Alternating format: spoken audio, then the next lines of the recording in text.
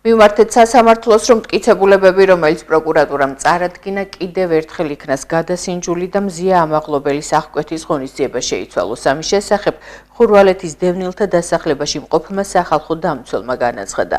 ლევან იოსელიანის განცხადებით, მზია ამაღლობელის მიმართ გამოყენებული უნდა იყოს სხვა, ბევრად უფრო ჰუმანური აღკვეთის ღონისძიება. მზია ამაღლობელის ჯანმრთელობის მდგომარეობაზე ვახორციელებთ უწყვეტ მონიტორინგს.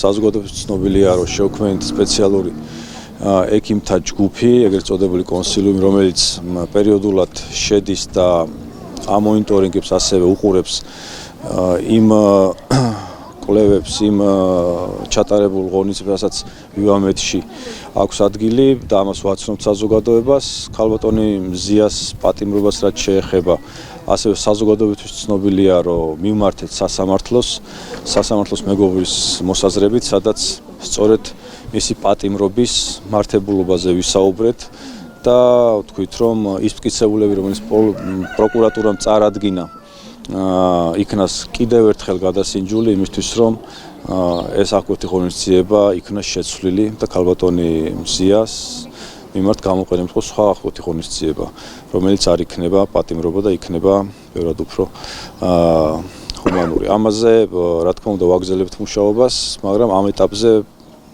ძალიან მნიშვნელოვანია მისი ჯანმრთელობის მდგომარეობა, გუშინ ვნახე ექიმების განცხადება, ვივამედის ექიმის განცხადება, რომელიც ასევე მნიშვნელოვნად მიიჩნევს, რომ ეს მკურნალობა იქნას მის მიერაც, ასე ვთქვათ, დაექვემდებაროს ამ რეკომენდაციებს და ჩვენი მხრიდან ბუნებრივია გავაგრძელებთ ამ ყველაფრის მონიტორინგს და საზოგადოებას მივაწვდით ინფორმაციას ქალბატონ მზიას მდგომარეობის შესახებ.